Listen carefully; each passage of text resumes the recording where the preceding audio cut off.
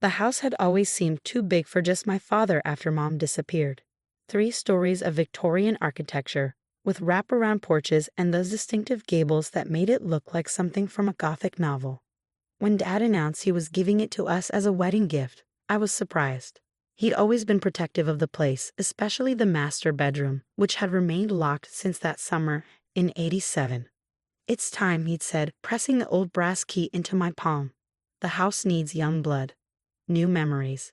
Mark was thrilled. My architect husband saw past the peeling wallpaper and creaking floors to the home's good bones. He spent our first week of marriage drafting renovation plans, excited about exposing the original hardwood and updating the ancient wiring. "We'll start with our bedroom," he declared, rolling out blueprints on the dining room table. "That wallpaper has to be from the '70s. I didn't tell him it was actually from 1986, Mom's last project before she vanished. The first week of renovation went smoothly. Mark took time off from his firm to work on the house, and I split my time between unpacking and my job at the local library. The rhythm of hammers and the scent of sawdust became familiar companions. Then came the day Mark broke through the first wall. I was cataloging books when my phone buzzed. Mark's text was brief. "Come home."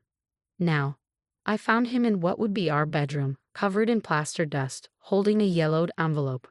The wall behind him gaped open, revealing the dark space between the studs. "I found this," he said, handing me the letter. "There's more." My hands trembled as I read the words written in my mother's familiar script.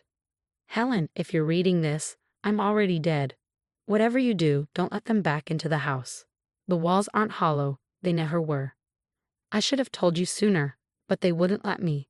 Your father thinks he's protecting us, but he doesn't understand what they want. What they've always wanted. There are dozens more," Mark said quietly. "All from your mother, all hidden in the walls." I sank to the floor, dust coating my work clothes. "What else do they say?" Mark sat beside me, pulling out more envelopes. They're dated. This one's from May 1987, 3 months before she left. I opened it carefully. They're getting stronger. I hear them at night, scratching, moving between the walls like shadows with teeth.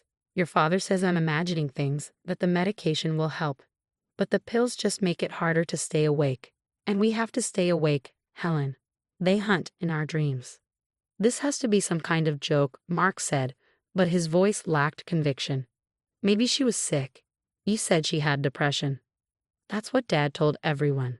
I stood up, moving to the open wall. "After she disappeared, he had her committed.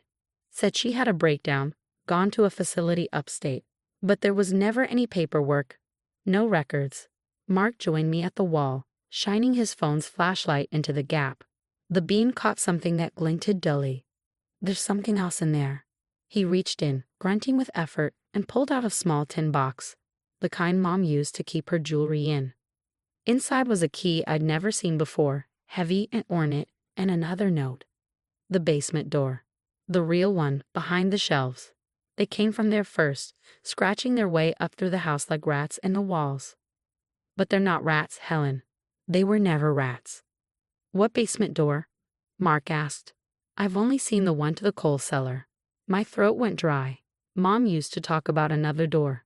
Dad said she was confused, that the house just had the one basement. He kept it locked after she left. Mark was already heading downstairs, contractor instincts taking over.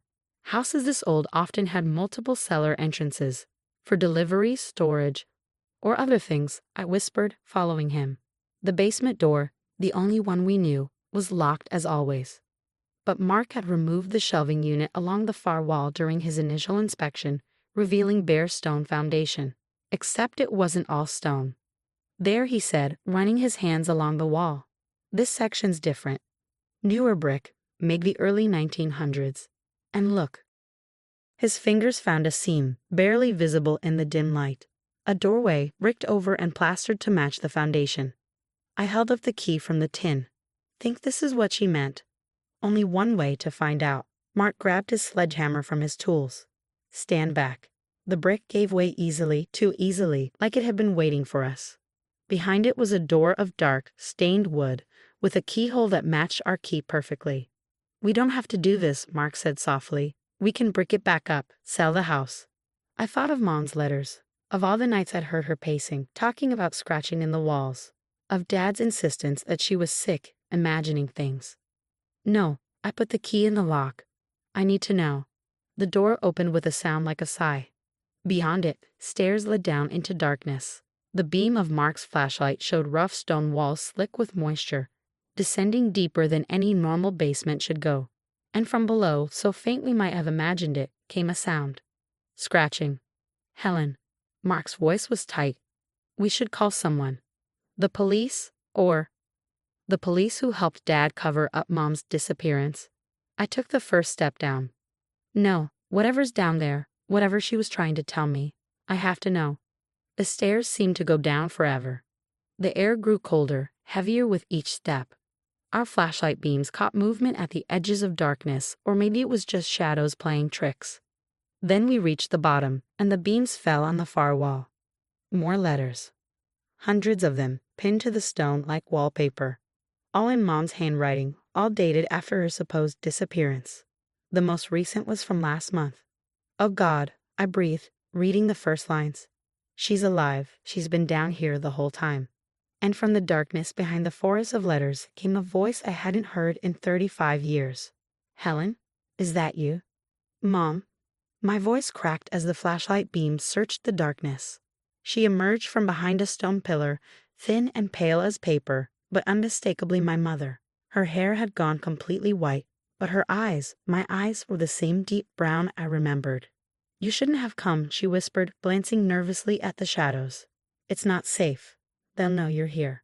Mark moved closer to me, his flashlight revealing more of the chamber. It was vast, far larger than the house's foundation above. The walls weren't just covered in letters, there were drawings too. Hundreds of them, depicting things that made my stomach turn. Mrs. Anderson, Mark started, but Mom cut him off.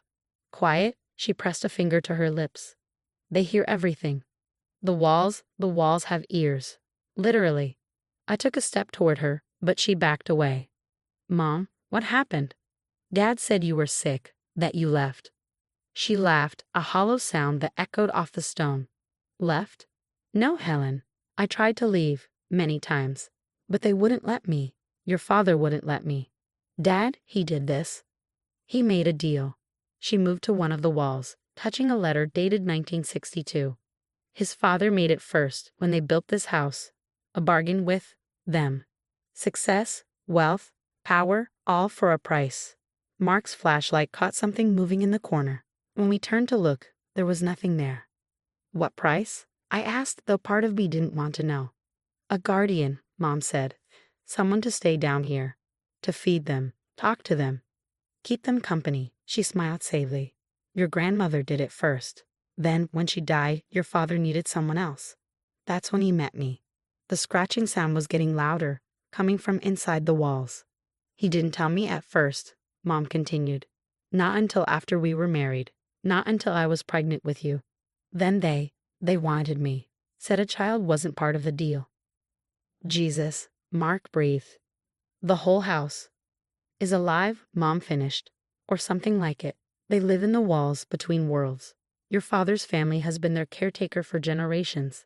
Their prison guards. Their food supply. My head was spinning. But why didn't you tell anyone? Get help. I tried. She pointed to another letter. Called the police. They came, looked around, found nothing. Your father told them I was having delusions. Showed them prescriptions I'd never taken. And then? A sound like nails on wood came from the stairs behind us. He's coming, Mom whispered. He always knows when someone's down here. Helen? Dad's voice called from above. Are you down there, sweetheart? Mark grabbed my arm. We need to go. Now? No, Mom clutched my hand. You don't understand. They won't let you leave. Not now that you know. They'll need a new guardian soon. I'm getting too old. Heavy footsteps on the stairs. Dad's voice getting closer. There you are. He stepped into the beam of our flashlights, looking exactly as he had that morning when he gave us the house. But his smile was different now, stretched too wide, too many teeth. I see you found your mother, and the family business. You're insane, Mark said, pulling me back. We're calling the police. Dad laughed, like Helen's mother did. Go ahead. The chief is an old friend. just like the judge, just like everyone else who matters in this town. He spread his arms. How do you think we afforded this house? My law practice? Your college education. Everything has a price, Helen. The scratching was all around us now. In the walls, the ceiling, the floor. They're hungry, Mom whispered. They're always hungry. It's not so bad, Dad said, stepping closer. Your mother makes it sound worse than it is. They just want company. Conversation. A little attention. His smile widened further. And now they want you, Helen. They've always wanted you. Like hell, Mark moved between us. We're leaving. Now. No one's leaving. Dad's voice changed, becoming deeper, resonant. The house has chosen, just like it chose your mother, Helen. Just like it chose your grandmother. The shadows behind him were moving, taking shapes that hurt my eyes to look at. Run. Mom suddenly shoved us toward a darker corner of the chamber. The servants' tunnel. Behind the shelf. We ran. Behind us, Dad's laugh became something inhuman. The scratching turned to screeching and the shadows. The shadows came alive. Mom slammed a hidden door behind us, sealing off the nightmare. We were in a narrow tunnel, barely wide enough for one person. Where does this go? Mark gasped as we ran. The woods, Mom panted. 1/2 mile. I found it years ago, but I couldn't leave. They would have just found someone else. Found you, Helen. The tunnel seemed endless. Behind us, things scraped and scratched at the door. Finally, fresh air. We emerged into the forest behind the house. The night sky a blessing after the darkness below. The house, I said, turning to Mom. We have to destroy it. Burn it down. She shook her head. Fire won't work. Nothing works. The house isn't the prison. It's the door. They're locked into our world through it, through the bargain. The only way to end it is to break the bargain, Mark finished. How? A howl echoed from the tunnel. Dad's voice, but not Dad's voice. The library, Mom said quickly. Your grandmother's journals. She hid them in the false bottom of the reference desk. Everything about the original deal, how it was made. More howls. Closer. Go, Mom stepped back toward the tunnel. I'll hold them off. Give you time. Mom, no. I've had 35 years to plan this, Helen. To wait for someone who could end it. Find the journals. Break the bargain. She hugged me fiercely. Save us all. She disappeared back into the tunnel before we could stop her. Mark and I ran through the woods, the house looming behind us like a monster against the stars. Through the windows, shadows moved unnaturally. The library, I gasped. We have to. We will. Mark took my hand. But first we need help. Real help. I thought of Mom, alone in the darkness for 35 years, of Dad's inhuman smile, of the things in the walls. Who would believe us? Someone will. Mark's jaw was set. Someone has to. Because I'm not letting that house take you. Not now. Not ever. Behind us, from the direction of the house, came a scream that shattered the night. Then another, and another. The bargain was calling, and we were running out of time. The library was dark when we arrived, but my key still worked. 15 years as head librarian had its advantages. Inside, the old building smelled of books and brass polish, normal, safe smells that seemed impossible after what we'd witnessed. Reference desk, I said, moving through the shadows. It's been here since 1902, same as the house. The massive oak desk was a fortress of drawers and cubbyholes. I'd worked at it for years, never knowing what lay beneath its polished surface. Never knowing my grandmother had hidden the truth there, waiting for someone to find it. How do we find the false bottom? Mark examined the desk with his architect's eye. This thing's built like a tank. My flashlight beam caught something, tiny scratches around one drawer. Not the frenzied marks from the house, but deliberate. Letters. Here. I traced them with my finger. It's a name. Elizabeth Anderson. Your grandmother? I nodded, pulling the drawer open. Inside, yellowed index cards cataloged books long since replaced by computers. But the drawer itself. It's too shallow, Mark said. Compare it to the others. He was right. I pulled the cards out, feeling along the wooden bottom until, click. The false bottom lifted, revealing a leather-bound journal and a small box. Dear Elizabeth, I read from the first page. If you're reading this, I've failed to break the bargain, but perhaps you'll succeed where I couldn't, where none of us could. My phone rang, making us both jump. Dad's number. I answered on speaker. Having fun at the library, sweetheart? His voice was wrong, layered with other voices. Your mother's being quite difficult. Always was. But you'll be different, won't you? What are they? I demanded. What does your family do? Progress requires sacrifice, Helen. America was growing. Industry booming. Our family had land but no power, no influence. Until my grandfather met them.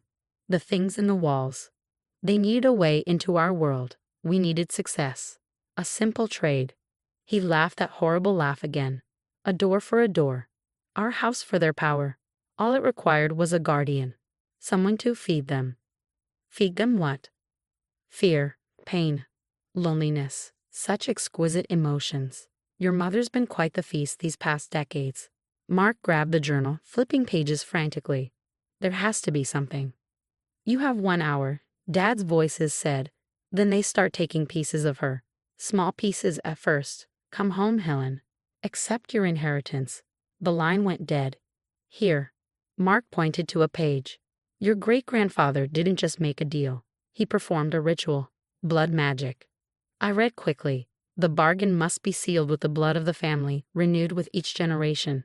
The house is the door, the guardian the key, but every door has a weakness. The foundation stones, Mark continued reading. 13 stones, 13 marks. Break the circle. Break the bargain. I finished.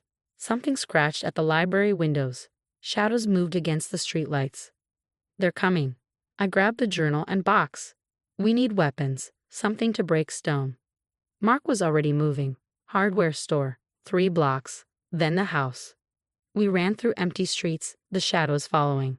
The hardware store's alarm blared as Mark broke the glass. But we didn't care. Sledgehammers, chisels, crowbars, anything that might break through stone. The house was waiting when we returned. Every window blazing with sickly light, shadows writhing behind the glass. Dad stood on the porch, but he wasn't Dad anymore. His skin rippled like water, his smile impossibly wide. Welcome home, the thing wearing my father said. Mum's scream echoed from below. We ran. Not away this time, straight at the house. Mark's shoulder took the door off its hinges. The shadows reached for us but couldn't quite touch us. The journal had mentioned that they needed the guardian's permission to physically harm anyone of the bloodline. Down the basement stairs. Through the brick door that now gaped open like a wound. Mom lay in the center of the chamber, pale but alive. The shadows circled her like hungry wolves. The stones. I shouted to Mark. Look for marks. There, carved symbols on the foundation stones. 13 of them, forming a perfect circle around the chamber. How touching. Dad's thing stood at the top of the stairs. A rescue attempt. But you're too late. The bargain must be renewed tonight. Your mother's strength is almost gone. I lifted the sledgehammer. You're right, the bargain will be renewed. And I swung at the first stone. The crack was like thunder. The shadows screamed. Dad's thing stumbled. Mark hit the second stone. Then the third. Stop. Dad's voice mixed with inhuman shrieks. You'll doom us all. No, Mom whispered from the floor. Just you. I helped her up as Mark broke the 7th stone, then the 8th. The shadows were going crazy, swirling like a tornado of darkness. Dad's thing charged down the stairs, its form shifting grotesquely, but with each broken stone it moved slower. 11, 12. Helen, it begged with my father's voice. Please, we can share the power. Together. I met its eyes, my father's eyes, but with something else looking through them. Goodbye, Dad. The 13th stone shattered. Light exploded through the chamber. The shadows screamed one final time, and Dad's body collapsed like a puppet with cut strings. The walls themselves seemed to groan. Run. Mom pulled us toward the stairs. We barely made it out before the house imploded, collapsing in on itself like it was being swallowed by something vast and hungry. When the dust settled, nothing remained but a crater. Is it over? I asked Mom. She smiled, her first real smile in 35 years. The door is closed. They're gone. Mark held me close as we watched the sunrise. Sometimes inheritances are better left unclaimed, and sometimes the only way to honor family is to break the chains they forged.